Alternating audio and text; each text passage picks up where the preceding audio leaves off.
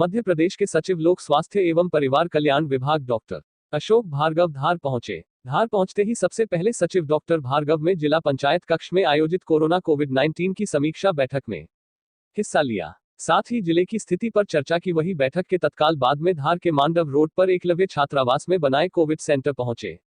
जहां पर मुख्य जिला स्वास्थ्य एवं चिकित्सा अधिकारी आरसी पनिका और civil surgeon doctor Anusuya Gawli से सफाई को लेकर नाराजगी जाहिर करते हुए सुधार करने के निर्देश दिए।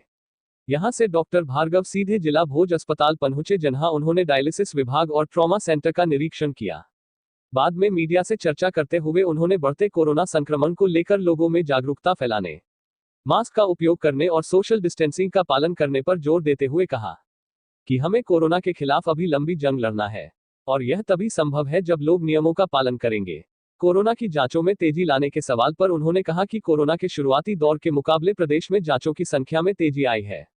वहीं स्वास्थ्य विभाग की टीम लगातार काम कर रही है। वहीं जिले के क्वारंटीन सेंटरों में लगातार लापरवाही और बदइंतजामी की खबर सामने आने के मामले में उन्होंने जांच करवाने और सही पाए जाने पर कार्यवाही की बात कही। देखिए, आप सब अच्छी तरह जानते हैं कि कोविड-19 को विश्व स्वास्थ्य संगठन ने एक विश्वव्यापी महामारी घोषित किया है और इस महामारी ने हमारे सार्वजनिक स्वास्थ्य के लिए, सार्वजनिक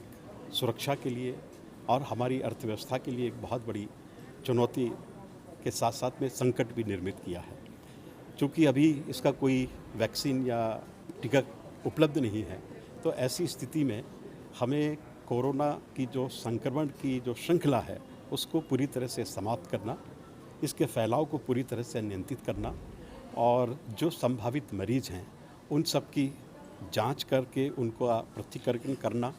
और उनका सैंपल लेकर जांच करने के बाद उनका ट्रीटमेंट उनको उपलब्ध कराना, ये एक ऐसी रणनीति है जिसके तहत मध्य प्रदेश शासन दिन रात लगातार काम कर रहा है और हमारे माननीय मुख्यमंत्री जी इस संबंध में निरंतर समीक्षा कर रहे हैं और जिला स्तर के सभी जो हमारे कलेक्टर्स हैं, जो सिविल सर्जन, सीएमओ हैं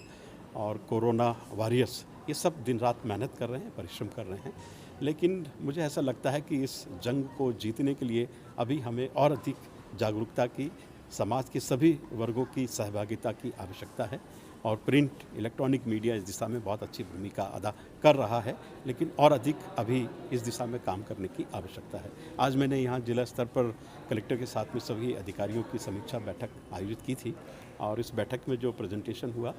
जिस तरह की यहाँ पर कार्रवाइयाँ चल रही हैं, निश्चित रूप से बहुत अच्छी हैं। जहाँ जहाँ मुझे लगा कि इसमें और अधिक सुधार की आवश्यकता है, उस संबंध में मैंने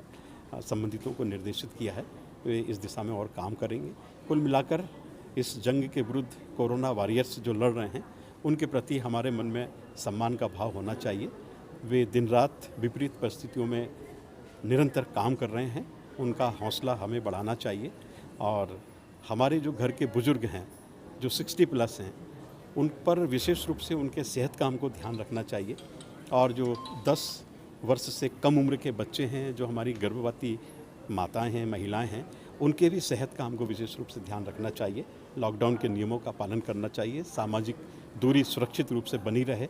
और मास्क का हम उपयोग करें। इस संबंध में और अधिक जागरूकता और अधिक चेतना जागृत करने की आवश्यकता है। सर, क्या कारण है कि जांच में तेजी नहीं आ पा रही? लगातार मामले मिल रहे हैं, लेकिन सिर्फ जो संक्रमित पाया जाता है उस व्यक्ति के अलावा उसके परिवारजनों की ही जांच की जा रही है। नहीं, जांच का देखिए, जांच पहले